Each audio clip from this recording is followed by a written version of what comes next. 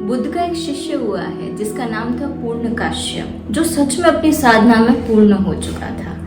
एक दिन बुद्ध ने उसको बुला के कहा कि क्यों ना तू देशाटन करे, क्यों ना तू गांव-गांव जाए और जो तूने यहाँ रहकर सीखा है वो तू गांव में लोगों के बीच में बांटे, सब लुटा। लोगों को बहुत जरूरत है इस विद्या की। पूर्ण को ये बात समझ आ गई और पूर्ण ने जाने का निश्चय भी किया, निर्णय लिया। आज्ञा मांगी कि प्रभु आप बताएं कि मैं कहाँ से शुरुआत करूं। तो बुद्ध ने उसी के ऊपर डालते हुए कहा कि जहाँ तुम्हारा मन करे वहां से शुरुआत करो। तो उसके मन में आया कि वो सूखा जो बिहार का एक प्रांत है वहां से शुरुआत करे। जैसे ही उसने सूखा का नाम लिया वैसे ही बुद्ध बोले कि वहां मत जाना, इन पीत वस्त्रों को वहां के लोग स्वीकार नहीं करेंगे। उन्होंने पीत वस्त्रों में किसी भिक्षुक को देखा ही नहीं है पूर्ण, इसीलिए वहां जाने की गलती मत करना।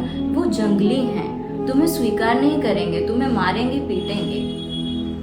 पूर्ण बोला कि महाराज तभी तो मैं वहां जाना चाहता हूँ, कब तक वो जंगली रहेंगे, कब तक ऐसा जीवन व्यतीत करेंगे, इसलिए मैं जाना चाहता हूँ वहां। बुद्ध बोले ठीक है, अगर तुम जाना चाहते हो तो मेरे 3 सवालों के जवाब देते जाओ। पहला सवाल, अगर उन्होंने तुम्हें गालियां दी तो क्या करोगे?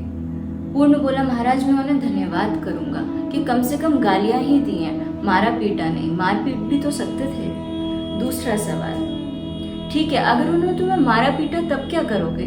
कि महाराज मैं तब भी उनको धन्यवाद दूंगा कि मार पीट ही कर रहे हैं, कम से कम जान से तो नहीं मारा, वो भी कर सकते थे। तीसरा सवाल, अगर उन्होंने तुम्हें जान से भी मार दिया तब क्या करोगे? तो महाराज मैं मरते मरते भी उनको धन्यवाद ही दूंगा। क्यों?